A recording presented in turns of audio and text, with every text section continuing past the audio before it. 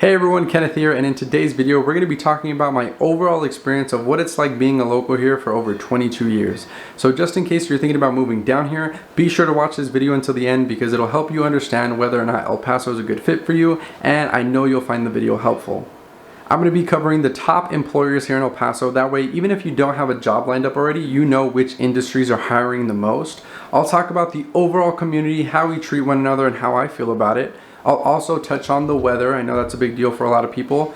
The overall cost of living, and probably the longest category will be the activities, because I want to make sure you guys have a full scope of understanding of what it's like to do in El Paso. So whether or not you're moving here or maybe you're here already and you're a local but you want to learn some more activities to be able to do around the city, this video is for you.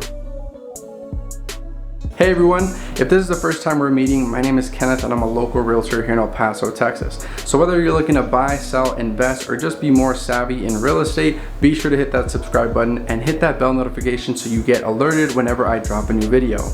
Another thing to mention, be sure to stick around to the end of the video because I'm going to include a laundry list of activities here that you can do in the city, and there'll be a PDF download down below. Okay, so let's talk about the top employing industries here in the city. So the first one is going to be the government. So we have a huge military base at Fort Bliss. So all the military personnel and all of the people that work in conjunction with the military. Secondary is going to be the Border Patrol. So there's a huge Border Patrol agency. Obviously, we're a border town. We border with Mexico. So that being said, those two categories alone make up a lot of the employment opportunities here in El Paso. Moving on to number 2 is going to be trade, utilities, and transportation. At the number 3 spot, we have healthcare. Number 4 is going to be education. Number 5 is going to be hospitality and leisure. And the last one, number 6, being professional and business services. So that right there is going to be the top 6 employing industries in El Paso. So if you already work in that field, then great, you shouldn't have any trouble getting a job here in this area. And if you don't and you're looking to tap into that market, that tells you that there's a massive opportunity for you to come in, learn some skills or a trade, and you'll have no problem fitting right into the economy.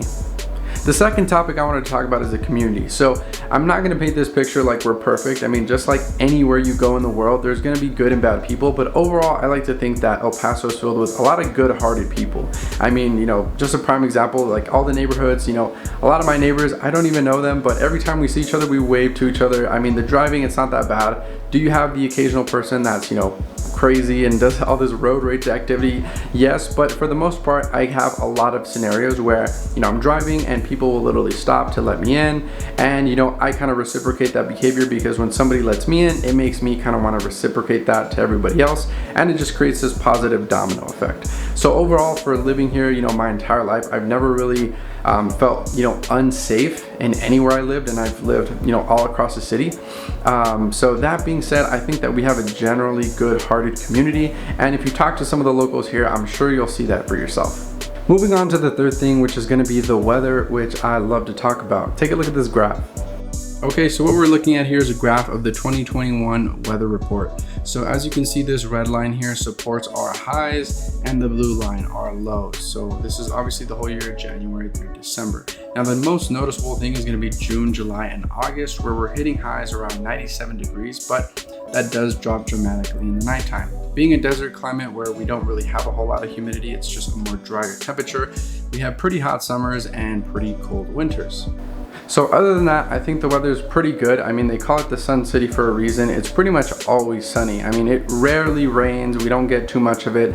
And as far as snow goes in the winter, I mean, we're lucky to get 1 or 2 days where it snows, and we love it because we never see snow. So whenever we get those chances to have snow on the ground and, you know, try and build a snowman or do anything like that, we love it. So overall, the weather, I would honestly give it a 9 out of 10. And the only reason I don't give it a 10 out of 10 is if the summers were a little bit cooler. So I will admit that the summers can be pretty hot, but unless you're working outside during the hottest hours of the day, I think you'll be all right. I mean, there's plenty of people that work construction, and I speak with them and they really don't mind it at all. I guess it's one of those things that you get accustomed to, but especially if you work indoors in an office building or something like that, I mean, the heat will be virtually non-existent to you because you're inside most of those hours where it's really hot, and towards the afternoon and nighttime, it really tends to cool off, as you can see in that graph.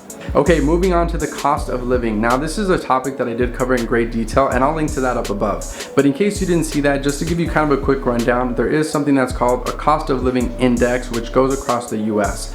Now that index basically gives everything an average score of 100, and basically it tells you where your city ranks based on the average being 100. So for example, El Paso is at about a 56 cost of living index. Now what that means is that the national average is 100 and El Paso is at 56, meaning that it is a lot cheaper, almost 50% cheaper to live in El Paso than it is in other places across the US. But if you want more detail, I strongly recommend you go watch that video. You won't be disappointed.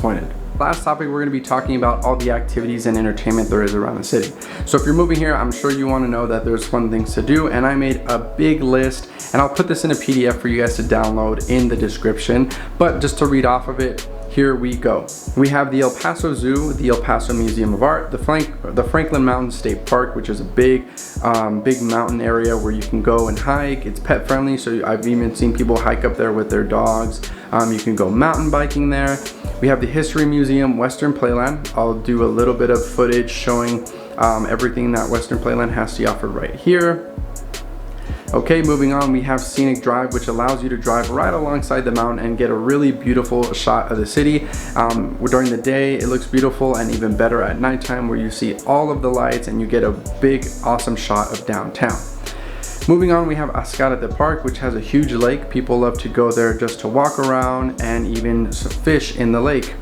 We have the War Eagles Air Museum, which has a lot of restored planes, which I think is pretty cool. I've never been there, but I'm definitely gonna do that after doing some more research. There's also a restaurant called Cattleman's, which has a ton of animals that you can actually feed. So it's great for the kids. It's a steakhouse. It's about 30 minutes away from Horizon City. And the food is amazing, and it is somewhat popular. So even though at times there could be a long wait, the good thing is that you can walk around the ranch.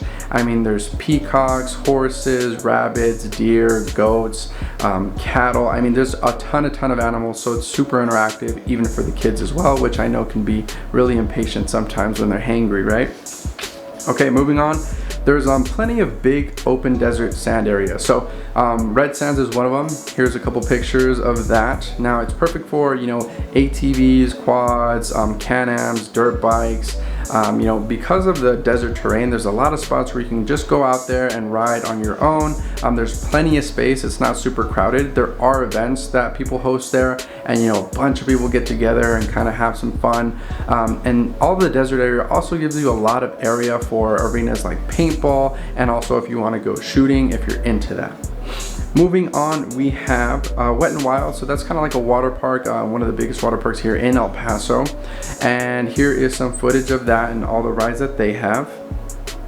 Okay, we also have the UTEP Stadium, which is obviously big for college football, but also Monster Jam. So if you're into monster trucks and that kind of deal, Monster Jam is something that comes very often. So you won't be missing out if they usually go to your city. We'll have it here in El Paso too.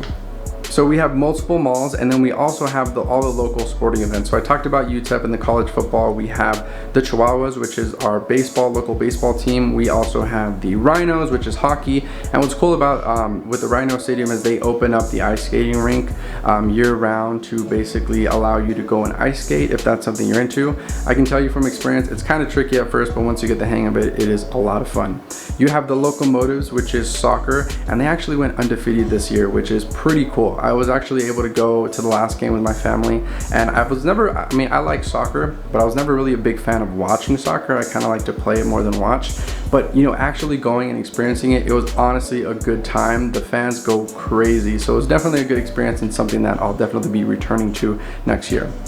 Moving on, there's obviously casinos, racetracks, and also for cars and horses, so whatever you're into, we got it. And then there's obviously the more nationwide stuff like Dave & Buster's, the iFly, which is the indoor skydiving. We have Topgolf, escape rooms, the Alamo Drafthouse Cinema, which is basically like, if you've never been, it's this movie theater where they have the big lounge chairs, and you can also order food, and basically everything is brought to you. So no more having to get up and just going to get candy or food. They actually bring all the drinks and food and desserts, cookies, shakes, all that to you. So it's really awesome, so you never miss a second of the movie. And And there's obviously going to be all the other basic stuff like bowling, trampoline parks, arcades, axe throwing, jungle jacks, bobos, all that good stuff. There's also one really local thing that it's not everywhere. I mean, it's only in a handful of states here in Texas, or around the US I should say, is Peter Piper Pizza. So I've had, you know, pizza from everywhere, right? Pizza Hut, Domino's, Papa John's, you know, all the big places. Even Ardovino's, which is like a little bit more pricier and supposed to be a little bit more fancier, but I genuinely love Peter Piper Pizza. I think it's one of the best pizzas, you know, that I've ever had. So if you do come, or you're in an area where they have Peter Piper available, definitely check them out. And they also have a pretty good selection of games for the kids. Another thing to mention is the nightlife. So there are plenty of bars and, you know, nightclubs around the city. So if that's something you're into, there's definitely plenty of that. Now, I know I kind of touched on this and it was pretty much just a broad overview, but definitely check out that PDF download down below. That way you don't forget anything I talked about. So even if you're local or you're moving here, download it, have it in your back pocket. That way, whenever that time rolls around and you get bored, you have a list to choose from. Based off that information, would you consider living in El Paso? Let me know, yes or no, down in the comments below. I really want to know. There you have it. If you liked the video, like the video. And right up here is going to be the video where I talk about the cost of living in El Paso, and down below that is going to be my home buyer information playlist. Be sure to check those out, and remember, you want to stay ahead of the trends and never behind it.